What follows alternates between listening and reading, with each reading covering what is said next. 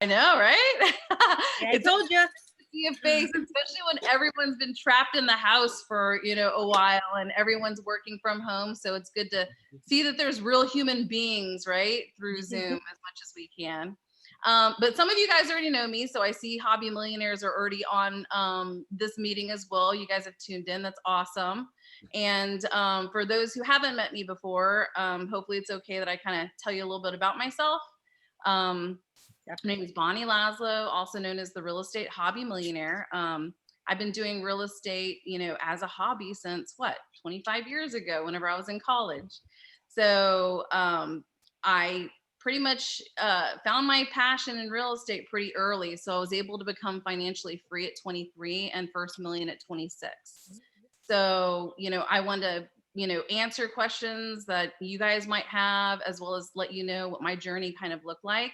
So you can either follow in the footsteps or jump in or tweak things out so that you guys can get from A to B as well. And everyone who knows me, I have a quote to the world, which is time is valuable, teams are best, use them both wisely, and I'll show you success, right? And there's a lot of team members that are on the call as well on the Zoom call. So I want to make sure that they're acknowledged because they are a part of what I do. And we do it together, we work together, we've done things together, and we learn together and meet, on a regular basis. And everyone is contributing to this because these are cooperative business spaces, guys. And whenever I used to speak at RIA clubs and I would ask people, I would be like, hey, raise your hand, who's actually done a deal with each other, in this room. And it was like crickets. And it was amazing because I'm just like, there's over 100 people in this room and not one of you guys have ever done a deal with each other or partnered up or utilized, as study partners or just something to get a deal done. And so we kind of started making the Hobby Millionaire group like a cooperative business space where everyone can understand that that's what I expect, right? So I expect you guys to scout for each other. We work on connecting each other with whatever it is that we're looking for. And I get you guys really clear because I'm always asking you, what are you currently up to and what are you looking for in the next 30 days? So that's something that's always going to be very important for you to focus on, especially going through this process. And whenever I first started doing this, right, I went to college and everything. And honestly, guys, I could not make my rent. So I was there on scholarship and, trying to work at the same time too. But, maybe I was a poor money manager back then. I don't know, but I could not make my rent money. And it was $250 a month at the time. And I remember having to ask parents, for money once in a while and stuff, hated doing that. And also I stumbled upon, guess who? Carlton Sheets no payment method. Okay. Probably cassette tape. Yeah. You guys remember, who remembers Carlton Sheets? I know. Have one down here. I know Carlton Sheets no down payment method, the late night infomercial. So I am that 3% who bought his program, and I am the 1% who actually opened it. Okay. So it works. That's all I've got to say, because I actually did Carlton Sheets no down payment method and did his program. I have also done obviously Trump University and like I've spent 6 years. You name it, Bonnie Laszlo has done it. It's on my bookshelf somewhere. Okay. So there's 1,000,001 different, paths you can take to get to, the end of the rainbow of real estate investing. But I will say, I started out with Carlton Sheets. I started out with the motivation of not being able to make my rent. And then I did get into a position where I was renting out the rooms in my condo. So it was a 4-bedroom, 4-bath kitty condo, as they call it. So I was living in one of the rooms and renting out the rest. And then continued to do that with houses too. So I would, live in the master bedroom and rent out the rest of the bedrooms to cover my mortgage. And then I remember getting into this and I was like, oh, well, I need to have a car at some point. And so I looked at what that monthly payment was. And I kind of, always told myself, okay, well, I need to buy 3 more houses in order to be able to get that car, or I needed to, do another house or something to be able to go on that vacation or to get, one thing or another.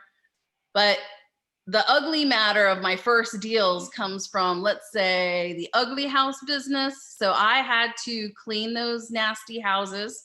I had to paint those nasty houses. And my pitch, honestly, as a college student, like I had to get older people to join me to go look at property so that they would think that the other person was the buyer. And then I had to pretty much, my pitch was like, look, I can't make this house any worse, right? Because it's like practically boarded up and nothing's really, been done to it and everything. So I did go to Home Depot classes and Lowe's classes on the weekends because we didn't have the virtue of YouTube at the time, like everyone has today as much. Why? But I love her. I did the same thing. I know, because I mean, it was like, how am I going to tile something? What's, what am I gonna do here? Okay. And I'm like reading those instructions on how to install a flapper on the toilet. And here's the thing. It was very lucky that it was a 4-bedroom, 4-bath condo, because I would go and look at the other bathrooms to see what was wrong with the broken toilet. So I would pretty much play process of elimination. And then I would grab whatever the broken part was and show up at, Lowe's and be like, I need one of these. And I don't even know, but I know where it goes because I'm matching up what looks broken compared to the other 3 in the house. So just know, guys, the program that I use, I used options a lot whenever I was first getting into this, and then owner finance as well. Just like I said, I can't make this house any worse. So I actually, got a credit card because in college, guess what? For M&Ms or a umbrella or something, you pretty much could get a credit card because they're always trying to get you to sign up for a bunch of them. And I use that credit card to actually buy the paint, buy the cleaning supplies and stuff like that. And then also, whenever I was under contract with the house, and by the way, back in the day, I did use a real estate agent to help me out because I was so young. So it just depends on what, situation you're in, but no one would take, this young college student girl seriously. So I had to have obviously an agent be a helpful go-between, and then work on submitting offers and deals that are going to be, advantageous. But that's pretty much how I started it out. And then I did end up realizing that I loved real estate. I loved looking at those houses. It's like, a Christmas present, because every time you open up that door, you never know what you're going to find. For instance, today we opened up a door of an eviction and it was hellaciously horrific. Okay. So we went in there, we're like, okay, that's a new bathroom, that's a new kitchen. And then you walk into some other ones and you're like, wow, this is a really good deal. I need to get this one under contract and move forward, get a partner if I have to. And in the beginning, I did use partners. I used lots of partners, to be able to help me get from A to B, or for us to do it together just to stay motivated. But, everyone's going to have a different starting point. Mm-hmm. And whenever I did realize I was going to be in real estate forever, I went ahead and I got a job as a leasing agent, because I could study while I was sitting inside of those models waiting for somebody to come show up to show them the place. And I was getting paid to learn. So if you are really serious about real estate investing, I highly recommend that you, get paid to learn if you can. Get yourself into a position where you're working in some type of real estate industry if you can. But hey, if you guys are at a good, job that's paying you really well and you just want to do it on the side as a hobby, you can do that too. But I found it very helpful to go to that apartment complex every day and pretend like I owned it. So I would go there, and whenever we got audited, when it was time to do accounting at the end of the year and all that kind of good stuff, I used that apartment complex as auditors to do my W-2 taxes. Because I'm like, hey, if the owners of this apartment complex are happy with this, CPA firm or these, accountant people, hey, it's good enough for me. I mean, they were flying in on helicopters and stuff to, come see their properties. And I was like, yeah, I'm not going to recreate the wheel. So I pretty much just followed the leader on everything. So if anybody was actually walking the walk and had the receipts to show me how to do it, that's pretty much, what I pretty much did. Now, whenever I ended up going to that apartment complex, I mastered the leasing agent skill set. And then I went on to mastering what the assistant manager would do. and then mastering what the property manager would do. And then whenever I had gotten paid to pretty much, I knew that I could run this whole property on my own. You know, I could sit in every single seat on that apartment complex, seat, whether it was property manager all the way down to the cleaners. I knew I could do every position, and I understood everybody really well on what their challenges were. And, you know, they could never say, oh, I never did this before, you know. So I just want you guys to understand that you have to have a big enough why, that's for sure. And I hate to break it to you, but if you don't do this, if you don't have a portfolio of at least 5 houses on the side, it's really difficult to retire financially free, especially in today's, you know, atmosphere.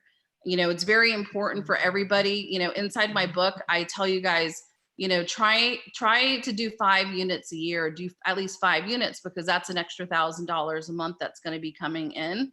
And that's when the light bulbs come off. Okay. So for every, you know, 5 units you have, you should have an extra $1,000 coming into you. And that's also going to, you know, give you the opportunity to actually, you know, borrow more money. So you want to make like 200 extra, 200 off on top of everything being paid off of You each. got it. You need to have a minimum of a $200 benchmark or higher. Otherwise you don't touch it. Got it. Yeah. And I tell everyone, you have a $200 benchmark and then a 10 cap. If anyone knows what a 10 cap is, or you can kind of Google it to figure out what that looks like. But you pretty much buy everything at a $200 benchmark or higher, or a 10 cap, you know, to make sure that you're, you know, in a position where if you ever needed to, you'd be able to liquidate it in 30 days. So if anyone got sick or you had some type of issue, it would be in your, you know, benefit to do it this way, because then you'd always be able to liquidate pretty quickly if you needed to. Hopefully, now, but yeah, that works. Yeah, I mean, I don't know of anyone who, you know, my formula, which is $200 benchmark and a 10 cap, has always been, you know, the go-to. And if it doesn't meet that, then we just don't do it. And don't be afraid to renovate things, because renovation, if you can learn the aspect of renovation, you have learned $1 million skill. Okay. Because nobody wants to do it. If you know how to renovate, and and you're willing to get your hands dirty, and you're willing to be there to watch and learn and make sure things are going properly, even if you don't know what's going on, just being there, you're going to save yourself a lot of money and heartache, because it'll be less likely that you're probably going to get screwed over. And unfortunately, guys, you know, you're getting into real estate investing, and the rewards are huge, like financial freedom, being able to pretty much, you know, work from the beach, and being able to work from any state, or work from a computer, or pick up and do a deal anywhere you possibly wanted to be. So you live where you want to live, invest where it makes sense, right? Right. But don't be afraid to roll up your sleeves. And I understand people think that real estate investing is like, you know, Trump life or something, where, you know, everyone is sitting there doing a whole lot of nothing except counting their money. But you know, if you're property managing and you're active and you're watching your projects and you're on site, guys, and you're learning how to do this faster and faster and faster. So maybe you do like 1 house at a time, and then you're going to end up doing maybe, you know, 3 houses at a time. You know, right now we're in the middle of 14 that we're doing right now. And, you know, we've been averaging probably at least 10 houses a month right now, just with, you know, make readies and renovations and that kind of thing. So whenever I say, you know, get used to renovating things, and don't be scared of foundation problems. Don't be scared of the roof, because a lot of times, guys, you're not really going to be doing it. It's all a phone call. So whether you're calling the painter, or you're calling the plumber, or you're calling the foundation person, you just have to know what you're talking about on the other end. So watch YouTube videos, you know, watch how it's done, and you're going to be like, oh, you know, that's a lot more simple than I had thought it would be. So, you know, it's one of those things where everybody is going to, you know, definitely have some bumps in the road. You're going to have tenants that you're going to have to evict. You may get sued along the way.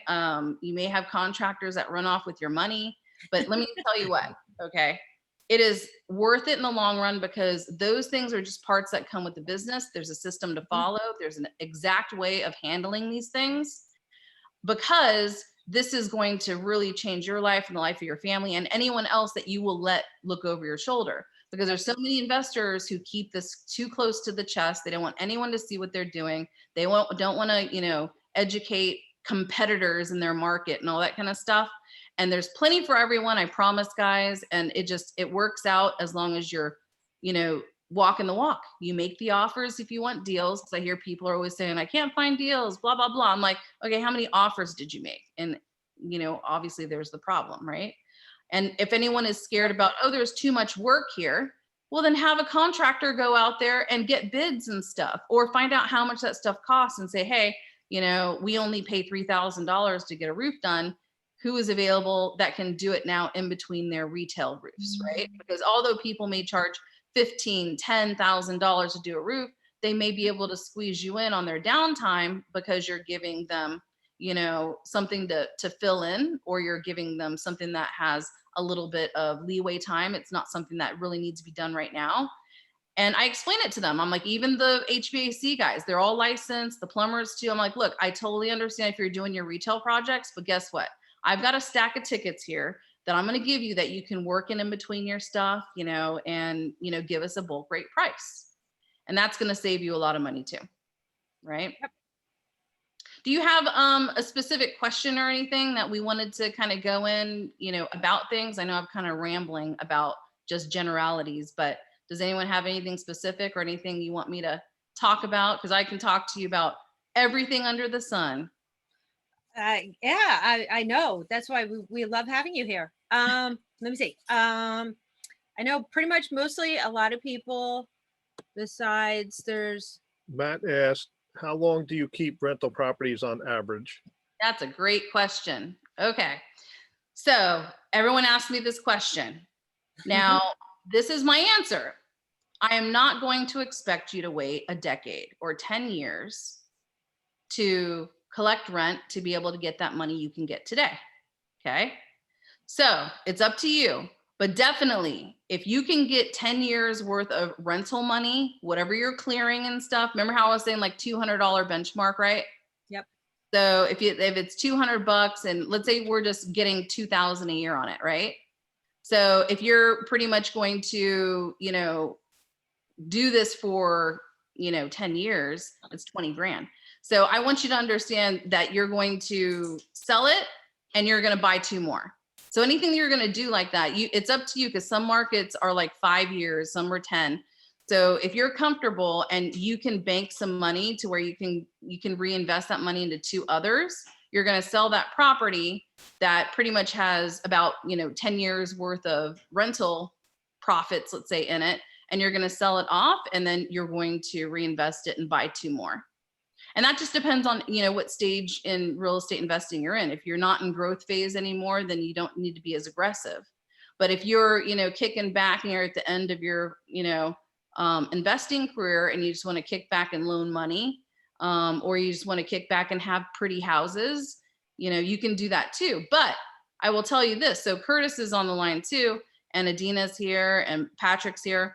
You know, we bought properties where we bought a 100-house package of properties, and we got them for $20,000 a piece for vacant ones and $29,000 a piece for the occupied ones. Okay. So when you're buying a package of 100 houses and you're getting them that cheap, right? Right. I don't understand why people are paying $200,000 for a rental house. That is not the rental house business. You should be in multifamily if it comes to that. Yep. Because, you know, anyone who's going to spend over $100,000 on a piece of property, you need to be in multifamily, and you need to keep it to where it's $100,000 or below so that you can stay in growth mode. Because I'm sorry, those friends of mine that said, oh yeah, come, you know, look at my rental properties, they're cash flowing. Just because you bought it for $1 million and you're renting it out for $100 a month does not mean it's cash flowing. Okay. So, and they're like, I bought it all cash and I'm cash flowing it every month. I'm like, that's like the lowest cap rate on the planet. You know what I mean? I don't know what you're doing, but that's not like optimizing your portfolio and stuff. For, you know, these kinds of things, guys, you really need to look at it from a growth perspective, use your money wisely, and spread it thin to win. right now the interest rates are so low right now. I want you to understand, this is a COVID miracle here. You are never going to see this ever again. Okay. These are like, the lowest rates known to man at the moment. And for those new people that are getting into NACA loans and everything, that's the cheapest money on the streets. Okay. So, for anyone that's new getting into that, you can buy a quadruplex and everything. No money down, no down payment. Interest rates are, 2% or something, really low. I mean, it's great. So everyone right now should be buying. I know people are kind of holding back just because of the atmosphere, but remember, like I've been through 2000, I've been through 2008, I've been through all kinds of weirdness, 9/11, COVID, whatever. It's all going to happen. There's going to be some other funky thing in the future too. But while everybody is hiding under a rock, guess what we're doing? We're scooping it all up, okay? We're doing our stuff, because all those people who are scared and hiding under a rock, okay, you have to still live, guys. Otherwise you're already dead, right? So figure out how you want to, handle this. But, I'm here to live. I'm here to take, calculated risk with real estate. And I've successfully been able to do this full time for most of my life. And, anybody can do this. Everyone's been watching over my shoulder, and I do the same things over and over again now for, 25 years. And everyone's like, oh, but Bonnie, you look young. I said, this is what happiness looks like. Yeah. I didn't have to go to that, job for a zillion years and stuff. And I always tell people too, when you're at your job and you're drinking that first cup of coffee in the morning, when you're up at 7 and you don't want to be, because you want to be sleeping in, think of me. And every time I was there drinking that cup of coffee, I'm just like, I got to buy more houses. I got to buy more houses. Or I'm pissed off at someone that's in that office. I'm like, I got to buy more houses. And so I kind of just mentally brainwashed myself as well. With Way to do it. I know. And guys, like I said, I stick to 100,000 and below, and I love them even better if they're $50,000 and below on houses. And I haven't had a challenge with finding those all of these years. It's been pretty easy. And remember, you live where you want to live, but you invest where it makes sense. So if you are living in, Beverly Hills, yeah, you're not investing there. That's not rental properties. Okay. Definitely not. You can invest where it makes sense, and you get yourself a property management company. Simple as that. People are doing that, right? But a lot of people are kind of hooked on, making sure their portfolio looks like things they would live in. Guys, you are not going to be living in these houses. You're going to provide safe, affordable living, that everything looks nice. It's really good for, the average person, that you're going to make sure that they, come home and have everything that's working and it's nice, and you're going to do your best to keep your tenants as long as you can, right? And especially right now, yeah, we're going through this COVID thing too. You have to understand, how to help people out with their assistance programs and stuff. We've been very successful in getting, tens of thousands of dollars in assistance program money for our tenants, with our tenants. Why? Because we're, problem solvers, right? We know how to help them out. We know how to help do the applications. We know how to coach them and tell them, hey, go here, go to this one, call this phone number, go ask these people. And as long as people are willing to take, those steps, we've been very fortunate where, evictions have been very small with having to do. But another factor too, I know all this kind of stuff that's going on in today's market. I just want everyone to realize that it's not time to scale back. And just so you have an idea, I told everyone now, we've got over 9 million people right now in forbearance. You know what that means? Money. That's like the land of the owner financing comes back. Right. Everyone's like, oh my gosh, this stuff. I'm like, hey, I understand what's backing up. I understand when they finally lift the curtain and let, the foreclosures fly. It is going to be what it is. You guys want to make sure you have the money ready to go. You have the knowledge ready to go. You have the friends ready to go. But in the meantime, there's still plenty of deals because everyone's hiding under a rock. Right? That's one of the things. Here, we have like 80 people going after one deal. They're like crazy. I don't know where these people came from all of a sudden, but like everybody's buying something all of a sudden. And they're overpaying. Which is causing issues. So you said you bought at bulk. How did you do that? And how'd you get started in buying in bulk? And what could we do to buy with you? Great question. We have to be open to sharing. And when Curtis and I did that, and Curtis is always telling everybody too, say it, Curtis. Yeah, your network is your net worth. Okay. Okay.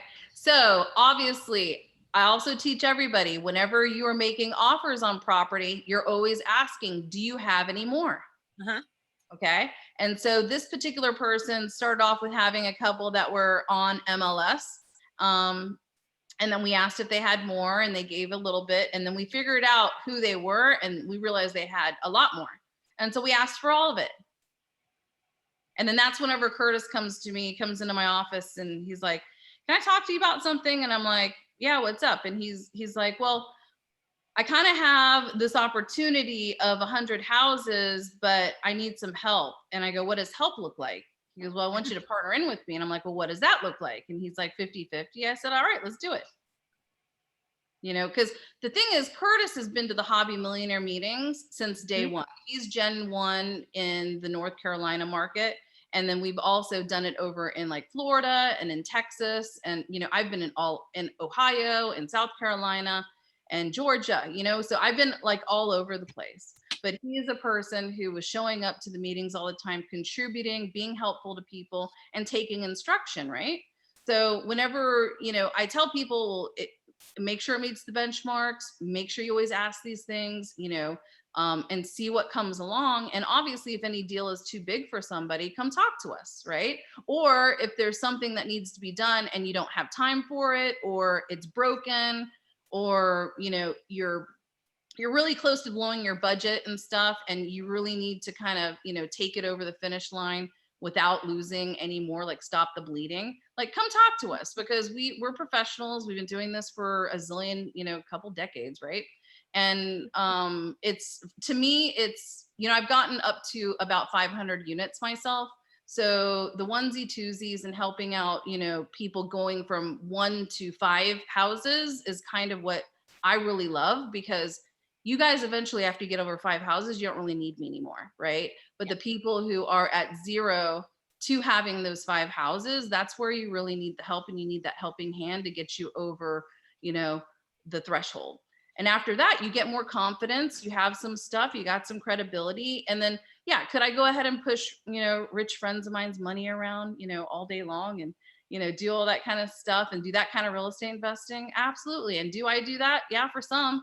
But, I really like having the startup person coming across the finish line. I really like hearing about, someone, let's say, who's bought their house and they've never heard of the live in it for 2 years and a day and then sell it. And then you get, like, the tax code allows you to take that profit on your home if you live there for 2 years and a day, tax free. And I don't care. And then they always hear me, oh, but I want to get my kids out of the school district or something. I'm like, then move across the street. I don't care where you go.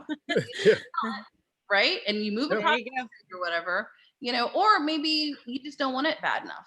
It's each person's a little bit different, but you move 3 to 5 times, your house is practically paid off, and you just kind of keep doing that, because, you do that. That's a 10-year plan versus a 30-year plan of paying off your house. Little things like that are going to really get you in the position where you're financially free very quickly. Yes, you could luck into, let's say, stocks, bonds, being a movie star, being a singer, an athlete, all that kind of stuff. But I want you to understand that percentage is like 8% of the population. Over 90% of the millionaires in the world is through real estate. Why would you not play in this game? I mean, it's one of those things you need to know, because think about it. What do doctors do? What do other people do when they make all their money? They get real estate. What do athletes do when they get money? They go get real estate. And there's a difference between being a real estate agent and being a real estate investor. So you have to understand the difference between the two. The thing is that those doctors and some of those, well, you can't say all singers and actors, because there is like the exception, like Vanilla Ice. He is doing the $1 million homes. Yeah. But some of them don't know. And I've gotten my best deals from doctors that had no idea what they were doing. And they had to stop their bleeding, and it was my gain. Yes, absolutely. So So we have, Matt had a couple other questions. First, his second question was, how often do you refi and reinvest? And his third was, aside from selling outright or doing 1031, do you do any other exit strategies? Yes, great questions. I love it. Okay, guys. So here's the thing. So instead of selling properties and having to pay taxes on that money, what you're going to do instead is you're going to refinance that particular property, and you're going to take that, 50,000 or 100,000, or maybe it's per deal. Maybe it's, you're going to refinance and you get $20,000 out of this one, $30,000 out of that one. But remember, when you do a cash out refinance, or when you refinance, those funds are a loan, right? So you're not paying taxes on it. So you get to keep the house, and you also get to have the money too, to then be able to reinvest or to live on. So that's kind of going to help shelter some of your income. But if those of you that are still working like a W-2 job, just make sure that you're using your W-2 job to live on. Don't touch any of your real estate money, because I know that it's very tempting. Because let's say that you're making $50,000 at your W-2, and then you start making $50,000, a year out of your, your portfolio. Now you're used to $100,000 lifestyle, right?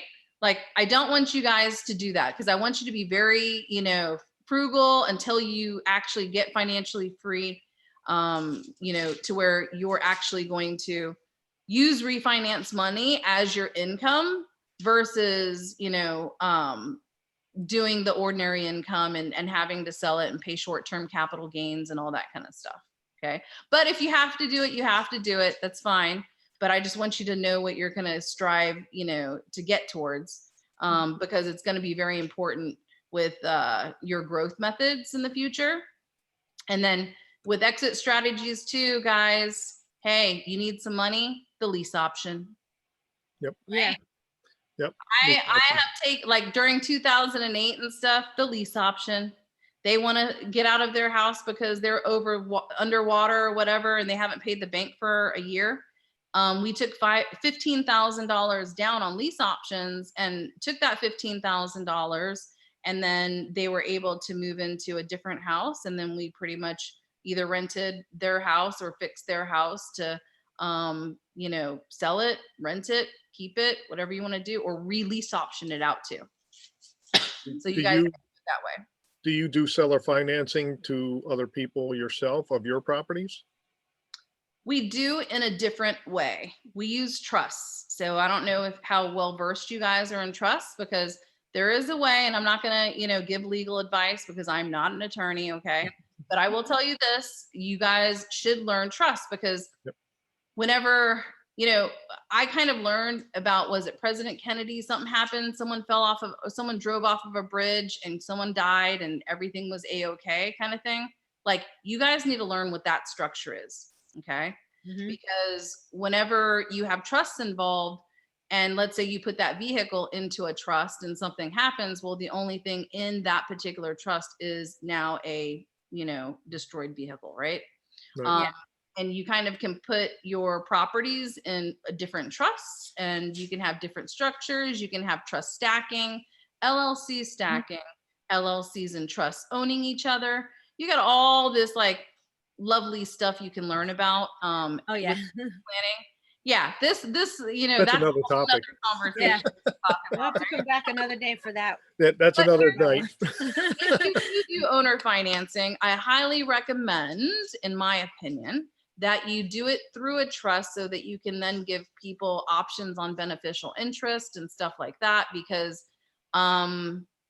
it's now personal property. It's like you just pretty much owner finance them a refrigerator. You know what I mean? It's not like, it's not real estate itself to where you'd have to do foreclosure stuff.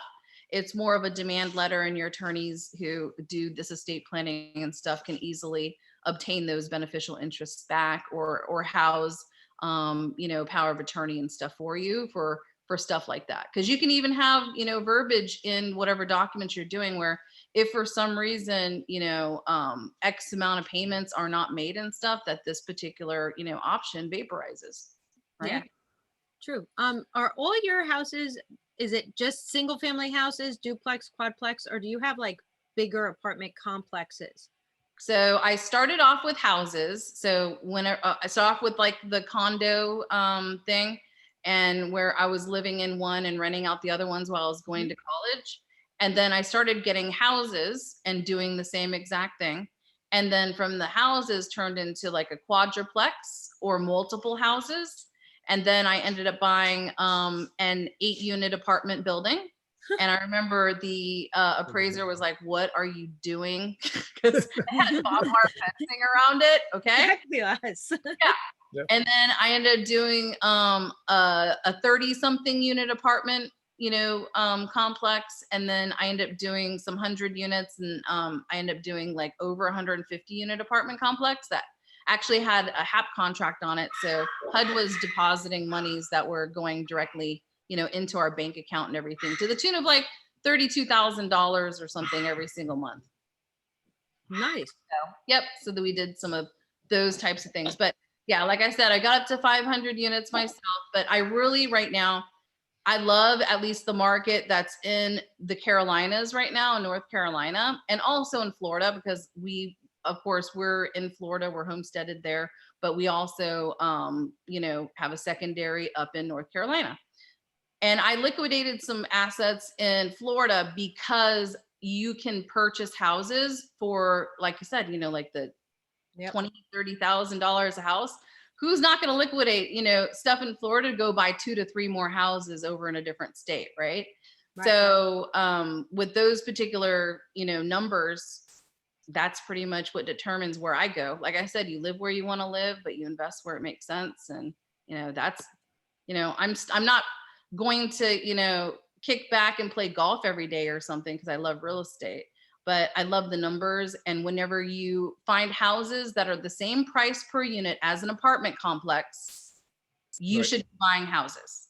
Right. And then when your market turns to where you can't get a house under $100,000, then you get into multifamily in that area, if that makes sense. So like a 97 per unit is pretty kind of calculated out. It's a decent deal then, because it's still under the 100. Yeah, if it's that, and then you can rent it out for about $1,200. Absolutely. Right. Okay. Yeah. So that's what somebody was asking. What if you have a 200K single family home that is cash flowing at $200 a month? So if it's a $200,000 single family house, you should be getting a minimum of $2,400 a month, because the $200 benchmark is per 100,000. Right. Does that make sense? That makes sense to me. Yeah, that's about the. I don't know. So how much is that $200,000 property rented for? Is it over $2,400 a month?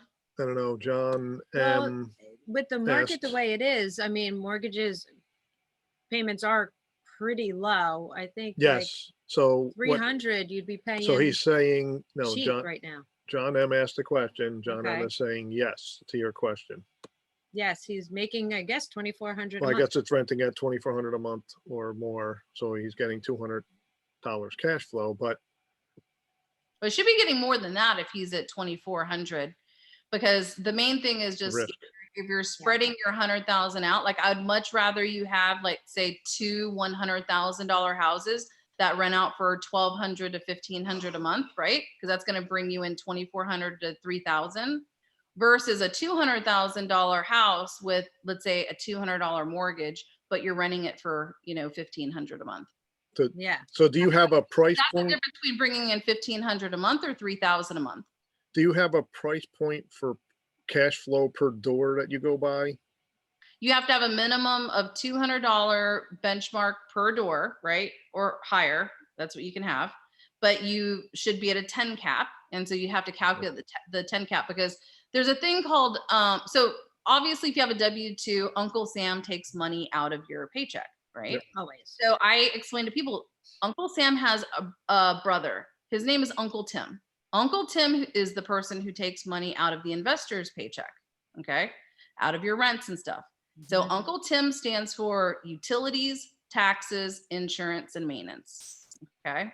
So once you've calculated taking out Tim, Uncle Tim, out of all of your calculations and stuff, and then you take out your debt service, your mortgage, you should have obviously a minimum of a $200 or more cash flow coming in. But would I rather you have 4 houses at 50,000 a pop, bringing in, close to 1,000 versus 1 house at 200, bringing in, $2,000? Yeah, I would, because now you have 4 houses that are going up in value versus 1 house. Right. Less risk. Yeah. And it's, and not saying that you can't do it, you can, but I'm just saying that it's not getting you from A to B as fast as as your money could. Right. Okay, we have Manu. I think I said that right. Manu said, I am looking to buy my first multifamily. I am nervous to buy in another state. He's only looking in Massachusetts. So Okay. I guess that's his question. He's nervous to buy in another state. So nervous equals fear, right? But money is confidence, right? So what I would say is look for a multifamily property that is already under property management, that has a track record, that's cash flowing. Because unless you're planning on being a property manager, I mean, are you gonna manage a multifamily, in Massachusetts? I mean, I don't know what you do for a living, right? But I would say, your first one, maybe find one that is a no-brainer. I mean, you can find multifamily deals, you can get a duplex for 100,000. You can get, a quadruplex very nominally, where you're definitely well under 100,000 per unit. Or maybe try one, $100,000 house with a property management company that's in an area where you might want that apartment complex. So, like I said, you guys have to really get over that hurdle of, you can live where you want to live, but you really need to invest where it makes sense. Yeah. Okay. Because like our clients too, a lot of them are from California, from New York, from out of state. And they come to us because, I'm the one that's pretty much going to, I'm going to follow the money, so I'm going to, I'm not, old and gray right now. I can still go out and go do things, but, it's just a system, guys. Everyone's doing it. Think of the other millionaires. Are they, doing real estate investing? Are they running everything? No, they're not. And so if you can find one that's already under management, just keep the ball rolling, just transition hands with somebody else, just get that confidence level, get that track record, get that due diligence done, and, make sure, and look at this, and buy right, because what if you don't like it? Then you can easily liquidate it, get your money back, and move on. Right. Yeah, even if you break even, it gets you the experience of going through the whole process. And absolutely. But normally you're going to look at it and because look, the bank's not going to give you money unless it's making money. Okay. So I think you should be pretty safe in that regard of it, and if you're not sure of an area, then instead of buying something for cash, let's say, maybe you're not ready to do a cash deal, because you want someone to look over your shoulder, the bank or hard money lender or whoever it might be. Well, then do it that way so that you can get that comfort level done, and you're sharing risk with the bank. So if you had an opportunity to buy a property and because it was assignable from the bank itself, assumable, would that be one way to take your first step? Sure. As long as the numbers work, I tell people, go ahead and move forward and buy, because I mean, it's going to be one of those situations where, whether you're taking things over from sellers because they just don't want to, landlord anymore, or you're buying from a seller who, it was an estate and they inherited it and they just want to, be done with it, or someone gets sick, or someone's just tired, or someone has too much and just wants to live the life. You don't know what the situation is, but as long as the numbers work and you're making money, I don't care if it's like $200 a month or it's $1,000 a month, or it's $10,000 a month. It's all a numbers game. Wealthy people understand numbers. And remember this, you can always sell cash flow. So even the people who are looking to do flip deals, that's fine. Just do a flip deal that meets the benchmarks. Because if your flip turns out crappy, then you can put a tenant in there and you can sell it as a cash flowing rental property, right? Very true. That's like your backup plan. Yep. And I would tell people too, it's like, if you're going to do a flip property, our team, we went and pretty much flip apartment complexes too. So we bought an apartment complex for like $500,000. We did hard money with it. and we went ahead and did our renovations, and we sold it for, you know, over $1 million. And just realize you're going to do the same exact thing. So whether it was a 20 unit, it's like buying 20 houses. Okay. So just evaluate everything just as if it were its own house. And once you're perfected on the house, you know, fixing and stuff like that and making it ready. And the more you watch the YouTube videos, the more you watch it happening, the more you look over someone else's shoulder, the more comfortable you're going to be with it. And then you can move on to flipping apartment complexes. And once you start flipping apartment complexes, the money's real good. I was gonna say, how did you like find a system or like to be able to like run the numbers to underwrite it to see if it is a good deal? Where did you start with that, or just from being at the place? It's always been $200 benchmark and above and a 10 cap. I don't know if I learned that from Carlton Sheets maybe, but I just know that that is the magic number where if I got into a bind, that I could always sell it, I can always make money on it, and it's a conservative piece of property to invest in because, you know, all this hard work and effort that, you know, I've put into doing this, I don't want to lose it all. And so I don't want to go and do stupid deals where, you know, I'm renovating $1 million, you know, beachfront property or something like that. And, you know, COVID hits, and then I'm staring at this humongous mortgage every month. You know, because remember, you're spreading your money thin to win. If you want to buy things for cash and do that stuff, but I've noticed when you buy things for cash, including myself, I get lazy. But when I see that mortgage payment happening, or when I see that hard money payment happening, it's almost like a game, you know, it's like, I can hurry up and get this thing done, you know, because it puts a fire under you. Yeah. And remember, hard money lenders too aren't going to lend to you unless the deal is a good deal. And even if you're going to keep the property, you can use hard money, make sure that they make sure they do the draws, all that kind of stuff. And then whenever it's done, you can get longer term financing and keep it as a rental property at that point too.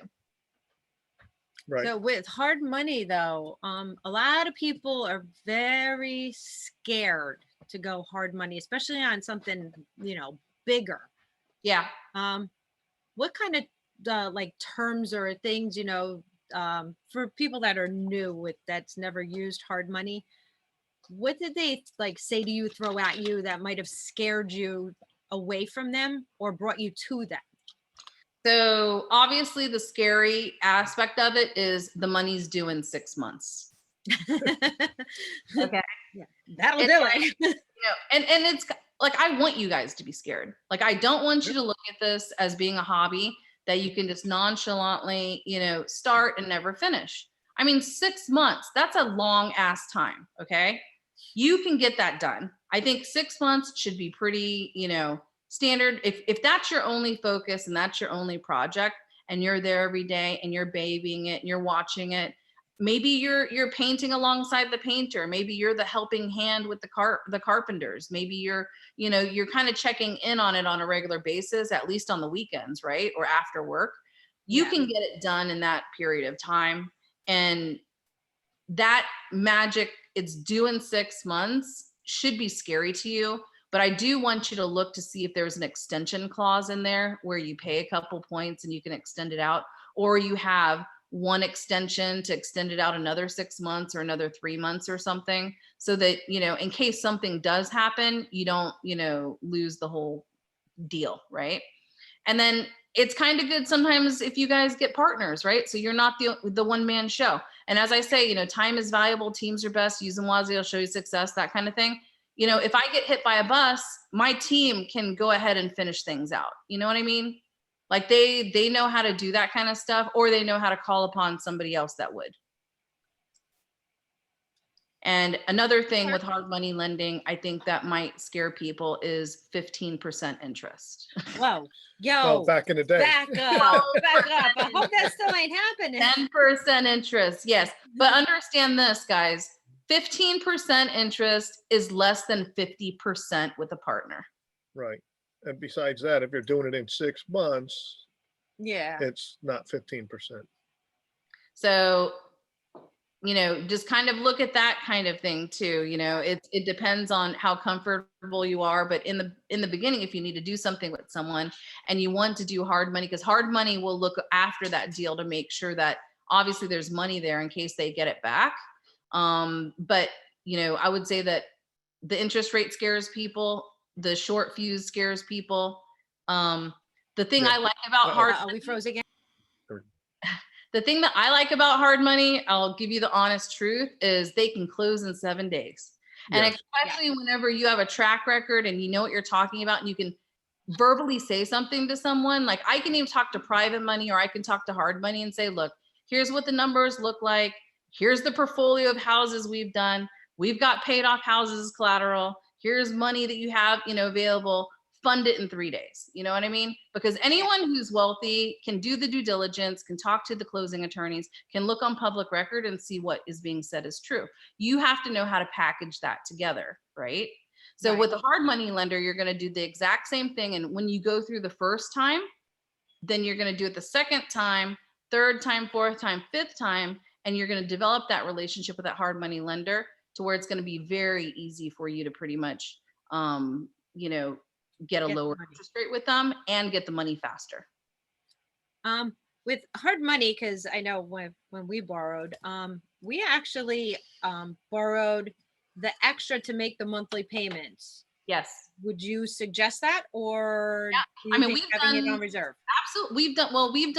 We've done pretty much no payments due until the end of the loan. You can push it to the end. I like that better. Yeah.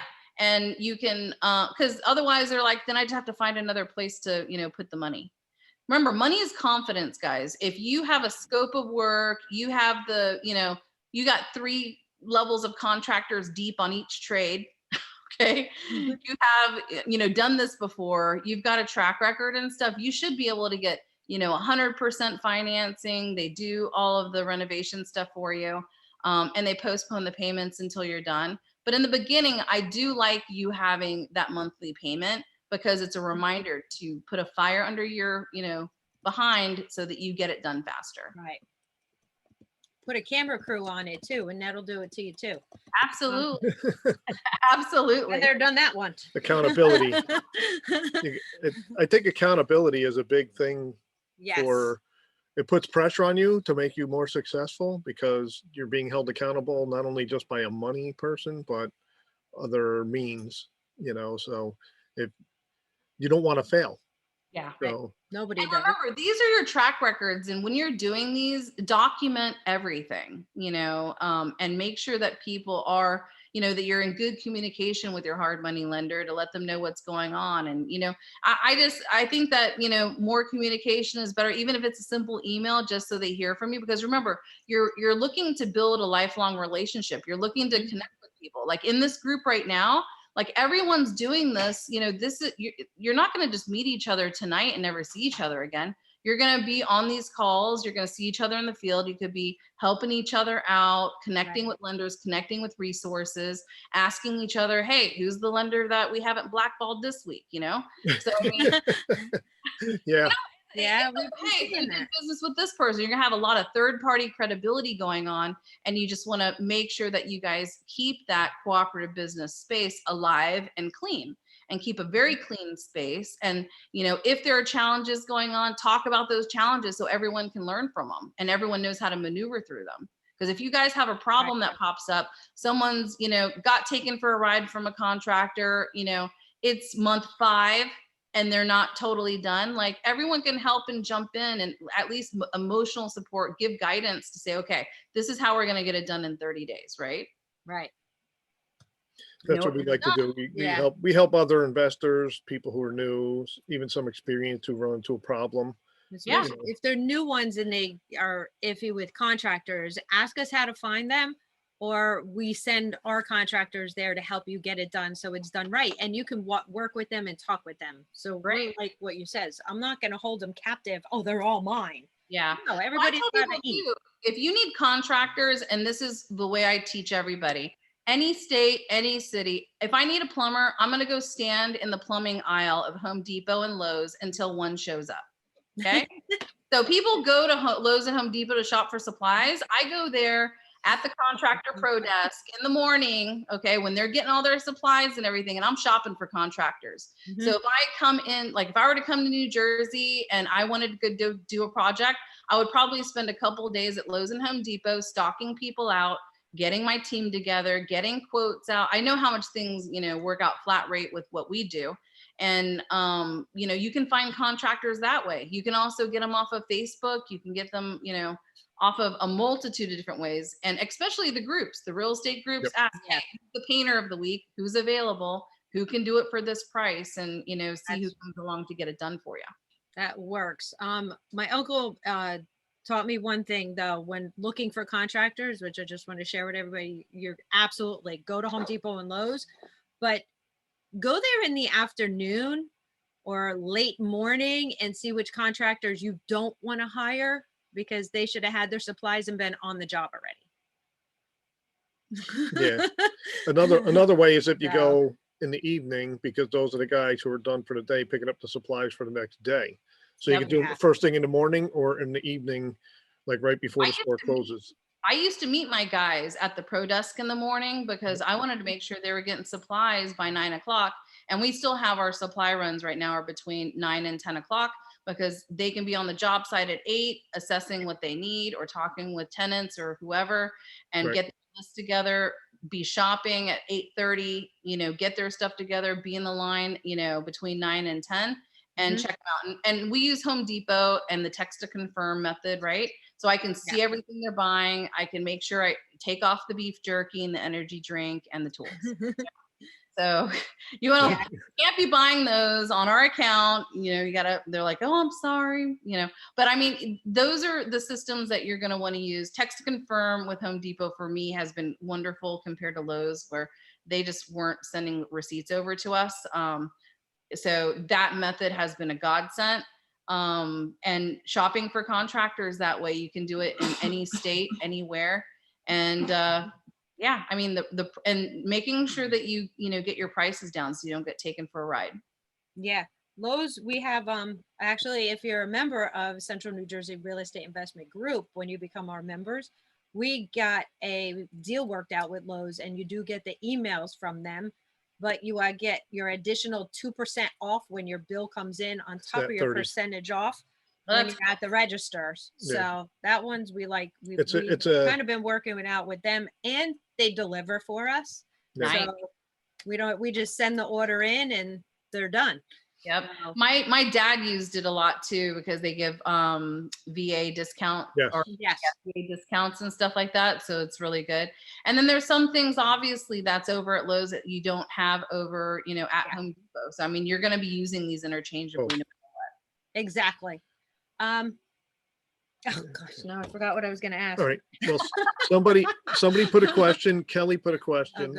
Oh, good. Best piece of advice for beginners who have minimal amount to invest, and a beginner who has 50K to invest. Okay. So I would say find someone in your group that is in the middle of a project, and, help them out. Be their little intern, right? Per se. I have a thing called investor support. And so a lot of people are just saying, hey, who's got investor support? What do you have? I'll do your supply runs. I'll go out to the project with you and give you a helping hand. Anything that has to do with what you're wanting to do, you're going to want to find someone that you can help out. Okay. Right. And someone who has $50,000, I would say spread it thin to win. You're going to want to buy maybe like an $80,000 rental property or something in the beginning.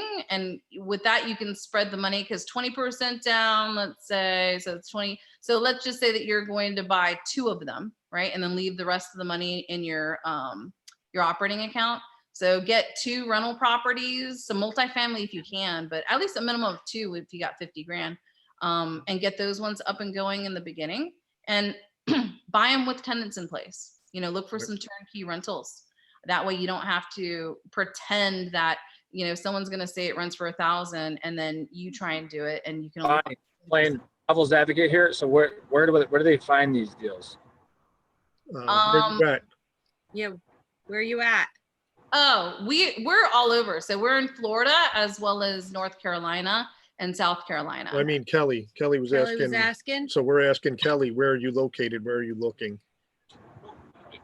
No, like where like how does she find deals? Like how does she find deals to invest in?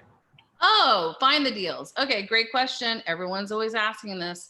So the deals that I have a class called Offers that I teach people to. It's 3 hours of us doing what? Making offers. That's how you get the deals. So whether it's on MLS, Redfin, Craigslist, between that, for a 3-hour period of time with me, we make offers on things or we look for deals. I always find a deal in 3 hours. Every single time we do this class, we always find deals. I don't know, why people have problems finding deals, but I mean, you can also go to code enforcement, right? Look up anyone who has a code enforcement. If she wants to deal with like minimum amount of work up front, is like, where does she find like a turnkey rental deal? There's wholesalers, actually. Have you ever used a wholesaler, Bonnie? Have you ever seen them? We work with wholesalers too. There's wholesalers, there's real estate agents, they're listed. So pretty much just hook up with an agent, right? And say what you're wanting, and then you go after that. And don't be afraid of doing a little bit of work, because that's where you get a really good deal. So, I mean, I think that everyone can pick up the phone and call a painter. I think everyone can pick up the phone and call a flooring company, right?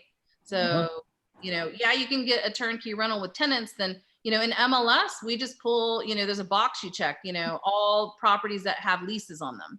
And then it just pulls up thousands. Okay. And then we're like, okay, so out of all of these, which one looks good? And then you start negotiating and, making offers and stuff. And then I find them everywhere. I mean, you just have to look and make offers on them. But the main thing, obviously, Craigslist, Redfin, MLS, you will find properties that are rented. But I mean, if you're going to real estate clubs like this, online, network, and to say, hey, like, who has, there's a lot of people. If you go to these meetings, there's got to be like a meeting every night. And think there's maybe, let's say there's 10 people on every call or something. So 10 times, 5 every day, and do it for a month. I think you're going to find someone that might want to sell something to you. It's one of those things where, we're constantly, doing meetings. We're constantly at meetings and just finding out what people want, I mean, we're kind of, I don't know, crazy because we love real estate and we like to do this all the time. I did too all night long. Like, it would just be like, hey, it's Friday night. Let's all, just kick back and just turn this into an all-nighter kind of thing. Like, I love real estate that much. Yeah. Addicted much? I'm totally, like, everyone knows. And some of my friends too that spent the weekend with me, we did like a retreat, and they're like, she really doesn't stop, does she? No. You're like driving down the street. I can fix that. Oh, yes, absolutely. I love it. And I'm pricing on vacation to everyone's house. I'm pricing out their flooring. I'm pricing out their walls. I'm like, this almost looks like it's accessible beige or mindful gray. Those are the colors we pretty much use. So, I mean, you have to really love it, like it. I don't know. It'll grow on you when you see the money, I think. Whenever you see those rent checks, the first of the month, and all that money comes in. And if you're sick, because I had to have a hip replacement, and at my age and everything, I was like, whoa. But I was so grateful, guys, because the rent checks still come in. Yeah. I know. You could rip them up, throw them in the fire pit, and they're there the next month. I know. I just don't stop. It is awesome. And that's the great part about it, guys. I mean, because even if you have a job and you love what you're doing, it's really nice to know that if a COVID happens or, you get sick or something, that those rent checks still come in for you. Yep. Yeah. The one thing I was going to throw at you, because I ask this from time to time from our guests and some of the other people, is, I know you mentioned it before, is you got to know what your why is, right? I was going to ask. Have you ever done the why 7 layers deep? I don't know what that is. Okay, so you've never done it. So okay. we got to play with you another night.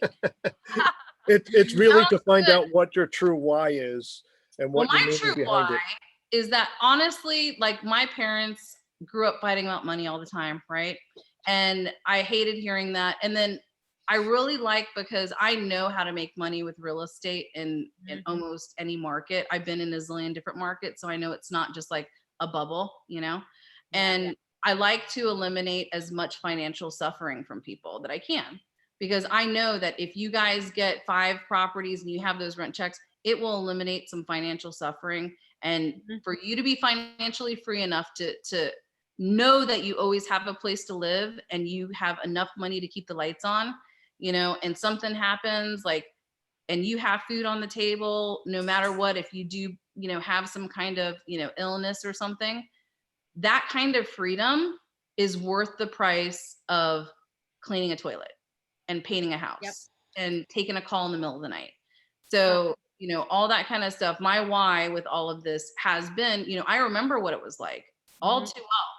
And I know there's a lot of people that are, you know, kind of getting into the afternoon of their life, right? Where you don't have time to mess up, you know. There's no figuring stuff out. You got to hit an ace in the hole. Otherwise, you could be staring at, you know, a situation where your retirement is pretty bleak, right? Yeah.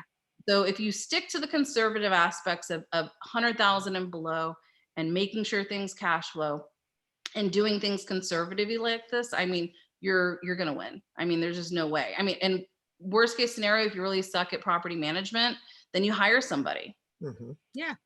You And know? I think the key to that statement is also, you don't have to do it in your market. Because No, like in our market, you're not finding a deal for under 100,000 in this area. No, this is Jersey. You know, we, doing that. You need to It be is a moving war zone. every 2 years. Yep. If your market's like, I don't care, move across the street, listen for someone who's getting a divorce, someone who's sick, someone has to downsize, or some whatever's going on. If your market is that good, where you have that good of appreciation and things are expensive, because you can take up to $250,000 to $500,000 tax free. You need to be moving every 2 years and a day. Yep. yeah, you're just not finding 100K or less properties here. And No, just 'cause think, imagine if you did no real estate investing except took your $500,000 every 2 years. Oh yeah, without a doubt.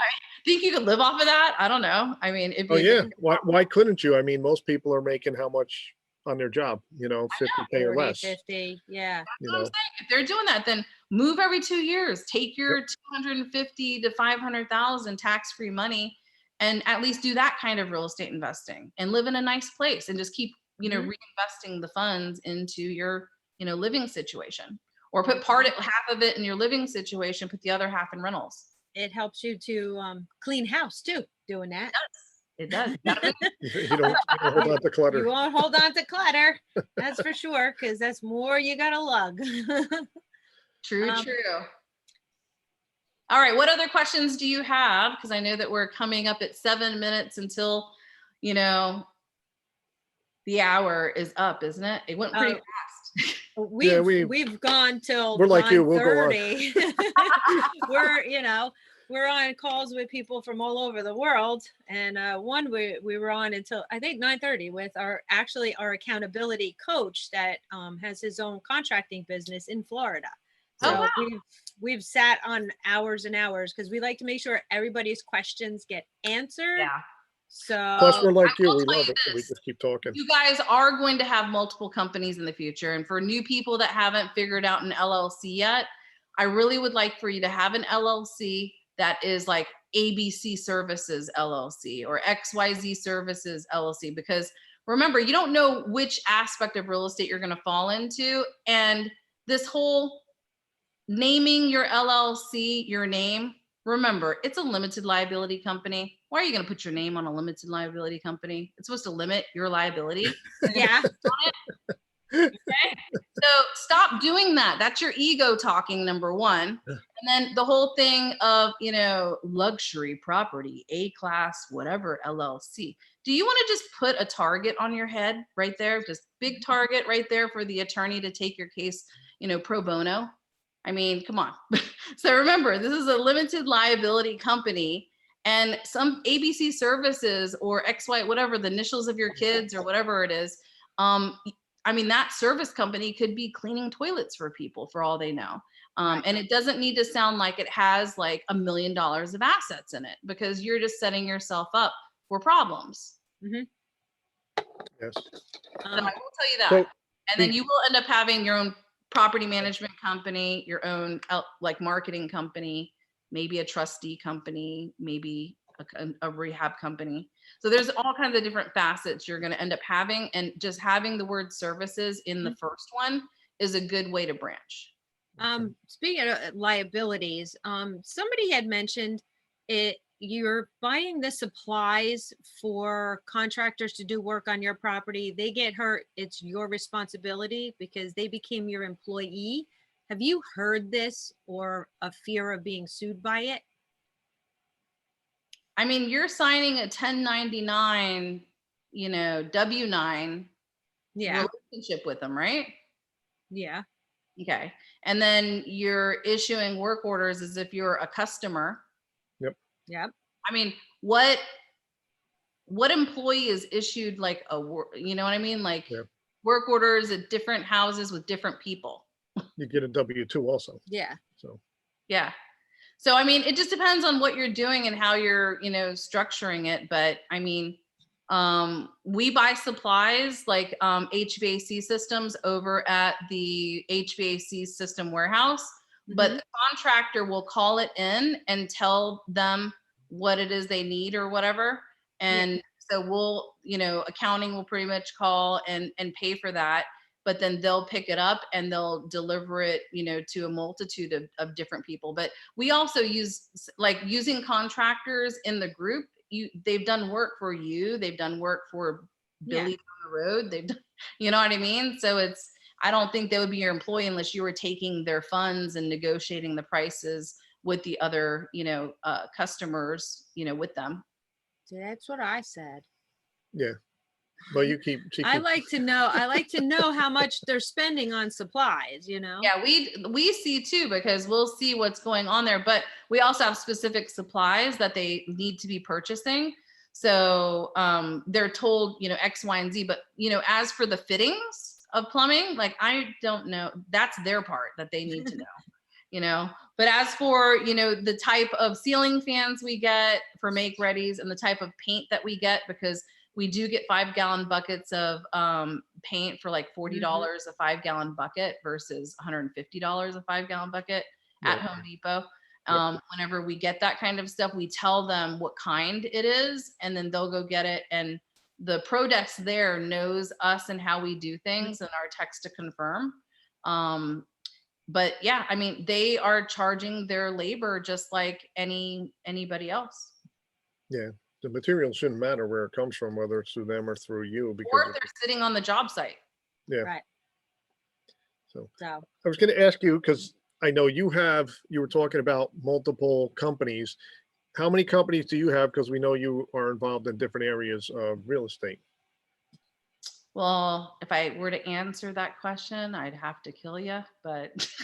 Well, I mean, you probably have one for. I will say this. I have multiple companies. The ones that are, mainly in the public eye I've got a property management company. So I do property management for our own stuff as well as other things for the general public. I don't do it for the general public. We only do it for people that actually buy properties through us and everything from the brokerage standpoint. So we do have a brokerage company, which is just sales and purchasing and stuff. And of course, if those people are from out of state, then, I'll do the property management for them, but they're welcome to go and use whoever they want to use. I'm not the cheapest by any means. And I tell them you can go find somebody else, at a lower price, but just be careful, right? Yeah, what'd you pay for? See, I always say, Well, skilled labor isn't cheap. Cheap labor isn't skilled. Well, what they end up doing is they'll charge, like, let's say 6 or 7% on the management fee, and then they will just take them for a ride on a $5,000 bathroom reno. Yeah. It's like, okay, so you're $5,000 for a bathroom? Well, in a rental, yeah. Yeah, I mean, a $1,000 toilet change out. I saw $1,000, like cleaning thingy. I was like, dang, I'm like, I can't believe these people are paying this, No way. I can change a toilet. Toilet costs $65. But And of course, you can easily talk to management companies to find out what the cost is and what their hourly rate is, because all of our service providers are between, I would say $20 to $35 an hour. And so whatever their skill set is will always be within those parameters. And then, over a certain amount, we talk with them to find out if they want to use these people, or if they want to use somebody else. But I'm pretty frugal, because I'm using the same people on mine, and I know what the numbers should be. And so they should be giving the same numbers to everybody. You know what I mean? yeah. Yeah, they upcharge certain people, especially people who don't know or have a clue. And But then we I have find that a wrong. But lending company. We got all these, different companies. So yeah, just well, to that's what I meant. play around in. Like, that's what I meant. Like, you have a property management company, you have the marketing company, you have your purchasing company that does purchase single families. Do you have a separate company for like larger that you use for like multifamilies or apartments, say, or do you still use that one company? No, depending on which one and what partners are involved, a new LLC could be formed, because the lenders have comfort in that, because it doesn't come with any baggage or any liabilities from anything previous, right? So sometimes a lender wants a clean LLC to be formed for a new apartment complex or something. So you'll do it in that fast, that way. You could have properties that are in trusts, so you could do it that way as well. It just depends mainly on the lenders, for the most part, how they want things titled in order to give you that kind of money. But most of them are going to want an LLC, a brand new LLC, to give you money on something large like an apartment complex. Right. Yeah. So you name each one of them separately on the larger stuff. Yeah. Well, even on the small stuff, you could be like 123 Main Street LLC and have your one LLC as the member of it. Yeah. Or do Yeah, you put you your can name structure in them there? all as like pass-throughs and all that kind of stuff. Right. Obviously there's a million and one ways to, title things, but I would say definitely everyone needs to learn about trusts, because remember, you want to be a trust fund baby, right? So follow what the wealthy people do and learn about that. Learn about the, irrevocable trust, learn about the land trust, grantee trusts and stuff. So you're going to want to learn those structures. And then definitely your LLC, just don't put your name on it, and don't call it Daddy Warbucks LLC. And that, you're just asking to get sued. That's funny. So let me ask this, because I don't remember, maybe you said it at the beginning, but how can people get a hold of you or reach out to you if they have questions or want to connect with you?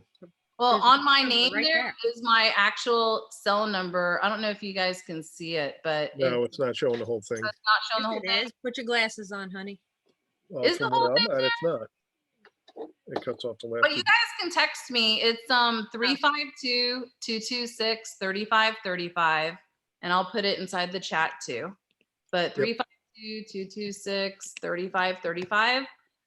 Just text me and we can connect and exchange emails and all that kind of stuff.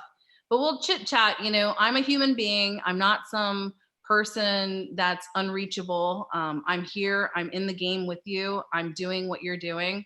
I just happen to have gotten up to 500 units and found my passion at a very young age. I'm very into cooperative business. I give my time, and we have a meeting where we meet 3 times a week: Tuesday at noon, Tuesday at 7, and then 7 o'clock here at Wednesday as well. So 3 times a week, I just, do free coaching with the team. The team is on the call here right now: Adina, Curtis, Patrick. We're here, we facilitate that, and we just give our time and answer questions, because I know whenever you guys start getting into this and things start moving, you have lots of questions. Uh-huh. Sometimes you want to just, be around somebody that you're like, oh my gosh, I'm evicting someone for the first time. I remember what that was like. I remember not being able to sleep at night because, you're evicting someone, you don't know how you're going to pay that mortgage payment. Like, I remember that kind of stuff. And so even if you don't have a solution, you have people to back you up to be like, yeah, remember, this is a game you're playing, right? So it's like the 80-20 rule, right? 80% of the time you want to win, but get, 20%, it's going to suck. So just understand, and you get better and better as time goes on. And if you can learn from other people, that, 20% little, folly can actually get a lot lower, and you can do things a lot safer, or at least be able to maneuver out of things or get things situated to where you come out of it whole again. Remember, this is a game. This isn't you. You're going to play it as well as you can. Don't get all serious, because people sometimes get way too serious when the stuff goes down. I know it's stressful and things when you run into some kind of situation like right now, if tenants can't pay rent because of COVID and you can't, evict people because there's pauses all over the place. There are solutions for that. Okay. You have something Yeah. like we do where the state is helping the tenants pay rent down there? Absolutely. Yeah. And then, or we just liquidate. We just sell it. The market's hot, hot, hot. And I'm like, all right, well, this person hasn't paid in like a year. We don't know when this thing's going to end. Like, let's go ahead and just sell it and let them deal with it. And then we take that money and go reinvest it in something else. Right. And they're like, I only want Section 8 tenants at that point, or I Yeah, only yeah, because it's government. Social Security tenants at that point. So, I mean, everyone's got, different ways to handle things, and you just, you're going to pivot and you're going to, do what's a good business decision and make those, difficult and strong choices if you need to. Right. Matt had a question or statement. I think it's more of a question. He said, what are your thoughts on iBuyers in the market, Zillow offers, Open Door, etc.? Love it. More the merrier, in my opinion. But here's the key. I don't know if y'all have dealt with these people, but they kick out of their contracts like dirty underwear. Okay. They're like, yeah, we'll buy it for cash, whatever. We contract with them. And our team is contracted with them probably, I don't know, 5 times or something. And every single time they end up kicking out. One of them said, because there's a Dollar General down the street. I was like, what kind of reasoning is that? But I'm like, whatever. I think they're just like doing, throwing things out there all over the place. And but I mean, if anyone can transact real estate and people are going to play and people are going to make money, don't get me wrong. I bought some of those houses. I've gotten into properties with other people with those, companies and stuff. You just have to make sure they're really going to buy from you, or if they're sellers, make sure you're getting a good deal. Yeah. But, we all know that tech is going to be taking over. So at some point in time, we'll be able to just go to the bank and buy a house in 3 days because they're going to know all your financials. That would work. I mean, back when, because you mentioned Carlton sheets and cassette tapes, in the early 90s, you actually used to just call the bank and buy the foreclosures right at the bank. Nice. In days, because I did it. When this all remember, 9 million people, over 9 million people in forbearance right now. Okay. Yeah. We got a GDP that's at 125% right now. It's craziness. Like, it's going to be fun. Just make sure you're prepared for it. Make sure you have your relationships and the cash and the credit lines ready, because all the wealthy real estate people are getting prepared and lining everything up, because it's going to be awesome. Yeah. Yeah. We have people, I guess there's people that are, I don't know, they're in denial about what's going to happen once the moratorium ends and things start falling into place. Yep.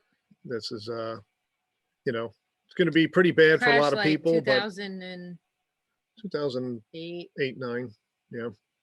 It may not be as bad, but it's going to be a lot. We just have more money than we did back then. Yeah. But I mean, there's no reason. But remember, even if someone can't do it, if someone comes to me and says, hey, I'm in forbearance and I can't qualify anymore because I still don't have a job, then I'm like, okay, great. We're going to either put your house up on the market or we're going to lease option it. Exactly. Yeah. $3,000 to bring my mortgage current, you can move into it and I'm moving across the street. Yep. And that's plenty of different, we love help. That's the thing. If you don't always look to make money and you look to solve the problem, the money seems to follow. Yeah. It seems to happen. So that's what we've come in with other homeowners and just like, okay, look, we could come in, we'll help you at minimal amount, and made a big profit. I've even offered to got what they needed with them, because I said, look, I can show you how to do this. We'll do this together. And they're like, no, I don't want the process server to come to my house anymore. I just went out. Right. And I'm okay. Because I can go to bed at night because I offered it and to Yeah. tell them what to do and everything. But if they want to do that and go to another house, I'm pretty much taking their down payment money and using it to go reinstate their loan anyway. You know what I mean? It's just like, it's kind of weird, what people's choices, but when they're in a bind and they're not used to being under stress or pressure, I get it. Sometimes you just want to tie things up and have someone else handle it. I get it. Just, I'm done. Yeah. Some people There's don't. a lot of those. I'm just done. Yeah. Yep. Some people And like that's that, and some fine. people don't know they have options. And Yeah, that's and part of it. that's like everyone's learning here to be able to help those individuals because it'll be a win-win for both of you. Yeah. It's And just- that's a great way to actually get started, is helping a homeowner that needs to get out of somewhere. True. yeah, and it's Do we have any other questions? I just wanted to see if Right. we're good with making sure everyone got their questions answered. I don't. I Oh, think- where do you get $40 for 5 gallons of good paint? Home Depot is where we get it from. Glidden. Oh, you And get Glidden? Oh, The Glidden rep, and the Glidden rep, we get accessible beige, which is, and mindful gray, which is a Sherwin-Williams color coding. Mhm. And then we have them tint it, to those colors. And even if we're doing kills, we'll have them tint the kills to be tan or gray, depending on what we're doing. That way, I didn't think about that. What's that? Like when, Tinting kills. yeah, tinting I the didn't think about kills that when either. we That's a good had, point. As soon as you said that, I was like, tinting kills. Didn't think especially about that. like doing like the dark wood stuff Yeah. that you got it. people live with. It Oh, I just love you. helps See, with the I coverage. told you. I knew I loved you for a reason. That's not the only reason, but It's not the only one, but So I have been guilty, and I showed my husband opened the garage once, and there were like 3 pallets of like paint because I had gotten 5-gallon buckets for $5 a piece. Okay. yeah, it's a good deal if you when you So got remember, properties. yeah, because I was like, hey, I'm just gonna go ahead and give them to all the hobby millionaires in the group. So literally, I'm like going to meetings and stuff, and I'm like, y'all need some paint because I got some here. I got you back. And I got a Mercedes, right? And so I had all this. My husband's like, what are you doing with all this? I'm like, hey, I go, paint makes a big deal with all of us, okay? But understand this too. You can get oops paint, and if it's the same kind, you can put it into a trash can and you can stir it up and you can paint a whole house and get like the $5, oops paint. And that's another way to save money if you're doing that. But when we started getting it consistently at $40 a 5-gallon bucket, with the rep that's over there, that's it. Please use that. That's Don't have good. to go hunting for Yeah. the oops paint all the way and trying to mix up hot pink with green and, hey, it all turns brown in the end, all right? We've done that where we've actually missed different You companies. got it. It all turns brown. You just Yeah. keep adding white paint to get it to whatever, color you want it to be. Yeah. You do what you have to. Oh yeah. Oh. I wanted to ask 2 things. One, because you always says like, do you have anything else? Have you ever read any of Robert Sheeman's book? Because No I clue. love talking to that guy. I don't know who he is. Robert Sheeman is Why Is That Idiot Rich and I'm Not? It's my favorite book. It's the second book I actually finished cover to cover. I'll have to read that one. Yeah, I and haven't. I've been so busy with this 100 house package that we did and real estate stuff. I can barely, have time to, read a normal magazine or something. Yeah. I haven't. I think I get 2 pages, but I'm doing my best at night to actually go into bed at a certain hour, which doesn't seem to work a lot, but I do my best to get in there and read at least 5 pages, before I fall asleep. So, and I second, watch YouTube videos whenever I'm going to sleep and stuff on different topics, whether it's tax, trusts, accounting, property management, managing people, all that kind of stuff, all the personal growth things. Mhm. So yeah, I wish I could read more. It'd be nice. Yeah. I'm trying to read those instead of watching the YouTube. I'm actually reading like the books, like we're the I'm just one too lazy writing to a charter and doing different stuff, attempting it. The other thing is that you mentioned your why. Yes. Do you have your why written down? I think I do have it probably in my gratitude book that I have from The Secret. You remember that movie? So I have one of those, but yeah, I mean, I've always known it. People have asked me that all the time, and it's to do my best on this planet to, eliminate suffering financially. I mean, it's something so simple, and I don't know how any human that is in a W-2 is going to get out of the rat race without doing this. They're not going to. No. I know, and that's my thing, and that's why instead of me just making money with rich friends or just high net worth people, I really like to give my time to people that haven't started yet to help them get to 5. Right. The one thing that I wanted to find out is, how did you find the money to get your first deal? I didn't have any. It was a credit card, remember? Got the M&Ms, got a credit card. I went and I told the seller, I can't destroy this house anymore. You know what I mean? And so I painted it and cleaned it myself using that credit card. And it was seller finance, right? And I was working at $4.25 an hour, being a leasing agent. Now you're aging yourself. I was making a whopping $4, guys. And then on top of that, I was trying, like, the maintenance guys that live there, because I mean, a ceiling fan, that to me back in the day was like, that's electricity. I could like kill myself changing a ceiling fan. So I would negotiate with them. I'm like, hey, can I buy you a 6-pack and you like change the ceiling fan for me? So I would offer them some side work, but I was, paying just like $20 and, just a little side work stuff, because I knew that they were getting paid like, $15 an hour. So I would ask them to come do things for like 25, stuff like that. Hey, a 6-pack went a long way back in the day. Yeah, You could get a lot done with a 6-pack. I got a sub pump put in for a 12-pack. I tell you, I drank 3 of them. So that's what I was going to ask you was, when you're trying to find that's basically how you get like a handyman. Instead of getting a licensed contractor, when you need some things done, you find a contractor that's willing to work on the side for a cheaper rate. No, licensed contractors, they'll work for the same kind of rates that you have. I mean, they're a little bit more, but you just tell them to fit you in between their normal retail clients, right? So that way they never have any downtime, and they're still, making money, and they always have consistent work. And what ends up happening is that the licensed trade normally sends one of their helpers out that they have on their crew or whatever with the trucks and everything.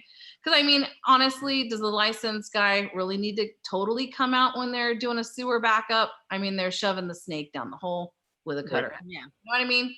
So, I mean, it just depends on how you're doing it, but you can find the trades that are licensed to do the flat rates that you're looking for. Like HVAC systems, we get them installed between $1,350 to $1,500 installed. And then you can buy the equipment for about $2,000. So we're paying what, $3,500 or less for HVAC, swap outs and stuff, versus people paying $7,000.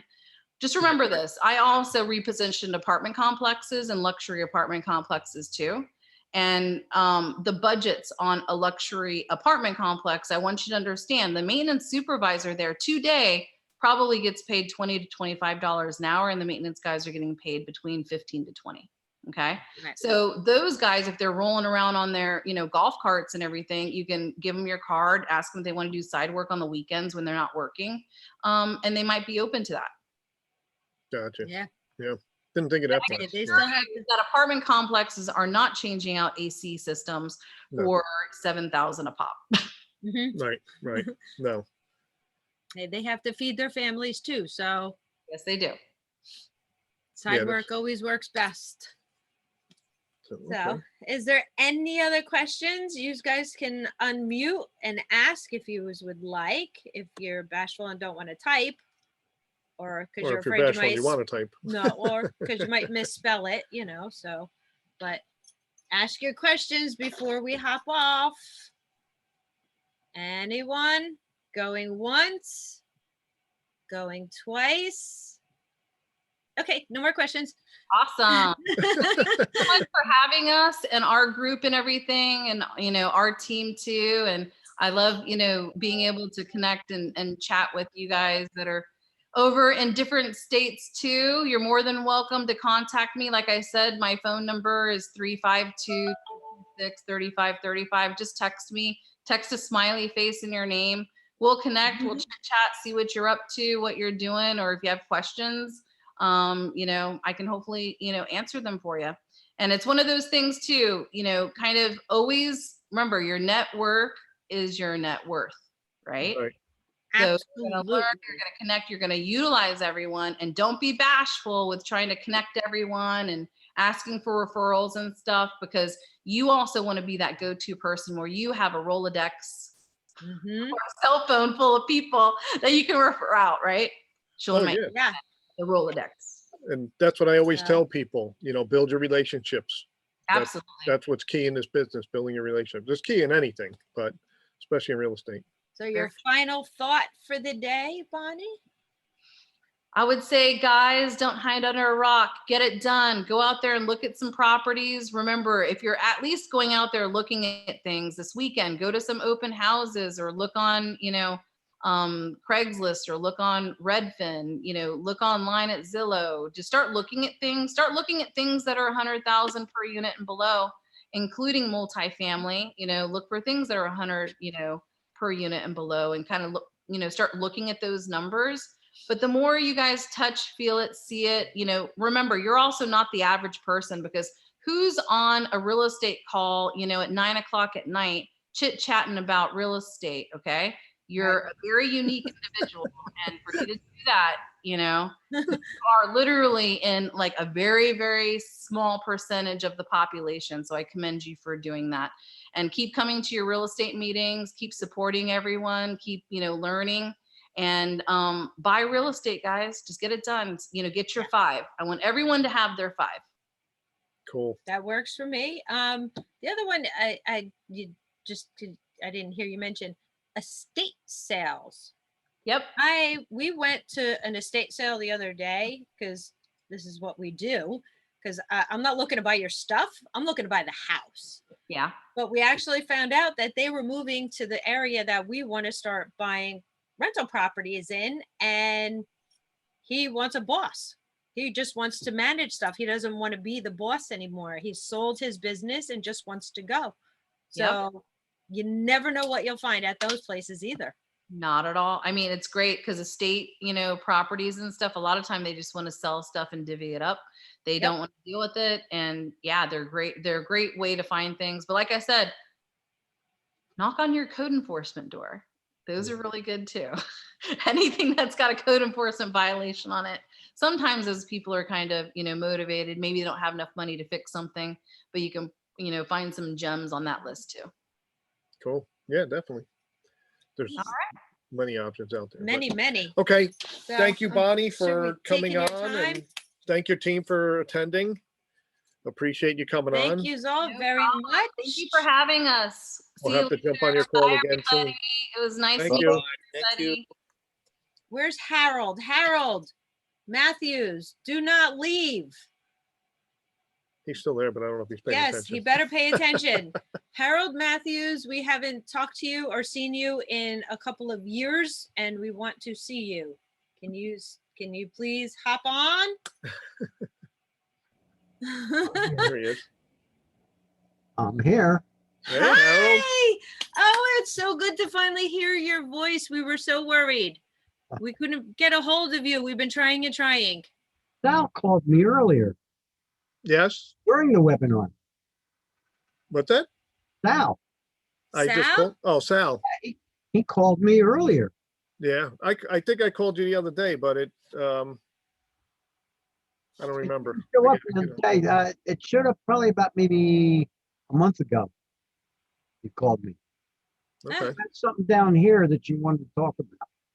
We were actually down in your area yesterday. Yeah, we were down there. Yeah. Gloucester. Sicklerville. Yep. Sewell. Sewell. However you say that. Sewell. Sicklerville, Sewell. Sewell, Washington Township. Yes, we were down all over there. Yep. Okay. So how have you So- been? I've been doing good. We haven't Good. seen you on anything. Yeah, well, I backed out for a while, but now I'm back.